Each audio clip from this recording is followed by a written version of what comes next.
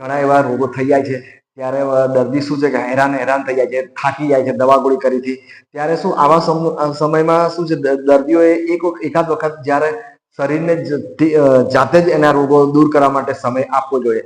આ વસ્તુ થોડી હાર્ડ છે અને આના માટે બી કોઈ દરેક વ્યક્તિએ જાતે ટ્રાય નહીં કરવો જોઈએ. એકાદ વખત પોતાના ડોક્ટરને સંપર્ક કરીને થોડું લેવલ જોવું પડે કે શું આપણે આ કરી શકીએ કે નહીં કરી શકીએ. તો કદાચ ના તો પછી તમે તમારા ડોક્ટરના કોન્ટેક્ટમાં રહીને જ આ કરી તો વધારે સારું રહેશે. એમાં તમારે શું કરવાનું હોય છે તો કે એવા ઘણી વખત એવા રોગો આપણા શરીરમાં આવી જાય, આપણે થાકી જ જતા હોય છે. તો એના માટે આપણે શરીરને શું કરવું, શરીરને જાતે જ એ રોગ દૂર કરવા માટે ટાઈમ આપવો જોઈએ. તો એમાં શું તમારે ઉપવાસ ચાલુ કરવા જોઈએ. ઉપવાસ એટલે કઈ રીતના ઉપવાસ કે તમે એ 24 કલાકમાં ફક્ત એક જ ટાઈમ જમો, એક ટાઈમ જમો, બાકીના બધા ટાઈમ પાણી વધારે પીવો બસ. એટલે પાણીવાળા નિર્જળા ઉપવાસ કરવા પડે. નિર્જળા ઉપવાસમાં કેવું હોય છે કે જો તમે પાણી ના પીવો તો બી તમને તકલીફ પડે. એટલે તમે પાણી આખા દિવસ દરમિયાન અમુક 10 થી 12 ગ્લાસ પાણી પીવું જ જોઈએ. અને 24 કલાકમાં એક વખત તમે તમારું જે ભોજન છે લઈ લો. તો ફરી બીજા 24 કલાક થાય તો પણ તમે એવું કરો, ફક્ત ભોજન 24 કલાક પછી લો અને બાકીના બધા ટાઈમ પાણી વધારે પીવો.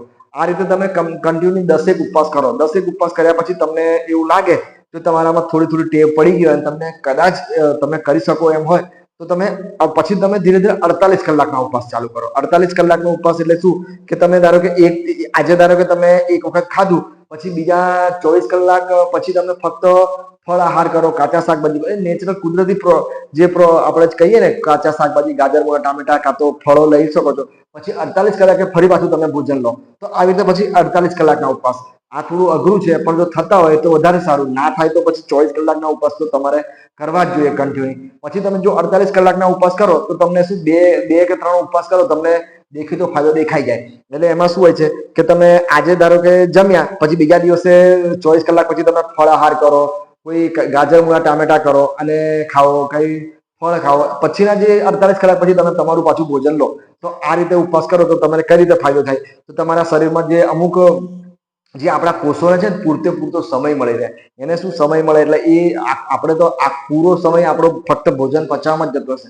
આપણે કઈ ને કઈ દિવસ દરમિયાન બી કઈ ને કઈ ખાતા રહીએ, આખો વધારે પડતું ખાઈએ, ઓવર ઇટિંગ કરે તો એ કોષો નવરા જ નથી પડતા. એમને બીજું બહારને કોઈ જે આપણા સેલ્સ બગડેલા હોય, અમુક જગ્યાએ કોઈ ગ્રોથ થતો હોય, અમુક જગ્યાએ કોઈ ખરાબ જંતુઓ વિકસ્યા હોય, કોઈ અંદર કેમિકલ વિકસ્યા, એમને કાઢવામાં એમને સામે લડવામાં શરીરને ટાઈમ જ નથી મળતો.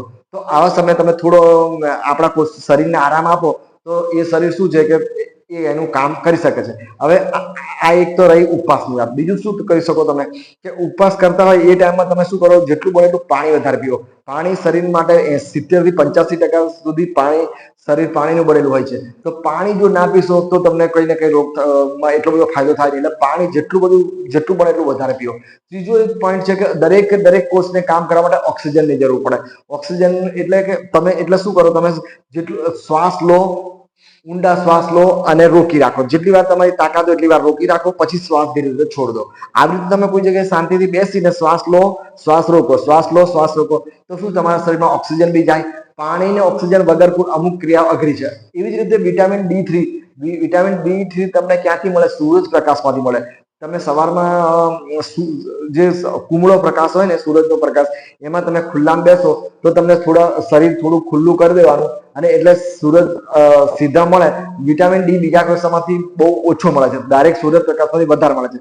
એટલે સૂરજ પ્રકાશમાં રહીને તમે ગમે તે કરો. બીજું કામ છે તમારું થોડું એક્સરસાઇઝ એ રીતે કરો કે તમે 20 થી 25 મિનિટ ગમે તે એક્સરસાઇઝ કરો, વોકિંગ કરો, ગમે તે કરો તો થોડા તમારા અમુક લેવલ શાંત થાય. બીજું મેઇન પોઈન્ટ છે તમારી ઊંઘ બી થોડી લેવી જ પડે. 7 થી 8 10 કલાક જેવી જોઈએ તમારી ઊંઘ. કેમ કે ઊંઘ જો ખલેલ પડશે તો તમને બહુ નુકસાન થશે. બીજું મનને શાંત રાખવું એ બી બહુ જરૂરી છે. મન જેટલું બને એટલું શાંત ક્યારે રહે કે તમે અમુક ધ્યાન ધરવું પડે. એના સિવાય બીજો કોઈ રસ્તો નથી. ધ્યાન એટલે શું? સમાજ દુનિયાને છોડો અને શાંતિથી બસ કોઈ એક વિચાર પર તમે ધ્યાન ધરો. એક વિચાર એટલે તમે ગમે તે હોઈ શકે, ભગવાનને વિચારો, તમારા જે ગમે તે તમારે આવું દિવસમાં 10 મિનિટ ધ્યાન સવારે ધરો, સાંજે ધરો. અમુક ટાઈમમાં દિવસ પર તમને જ્યારે બી માનસિક કોઈ કંટાળો આવે ત્યારે બી ધરી શકો છો. તો ધ્યાન ધરવાથી બહુ ફાયદો થાય છે. જો ધ્યાન ધરવામાં અસફળતા મળે તો તમે શ્વાસ ને જોયા કરો. જે શ્વાસ લો છો શ્વાસને રોક્યા કરો, એને પર ધ્યાન બી ઇઝીલી કરો. આ રીતે તમે થોડા ટાઈમ કરો તો તમને કઈ ને કઈ રોગોમાં ફાયદો દેખાય.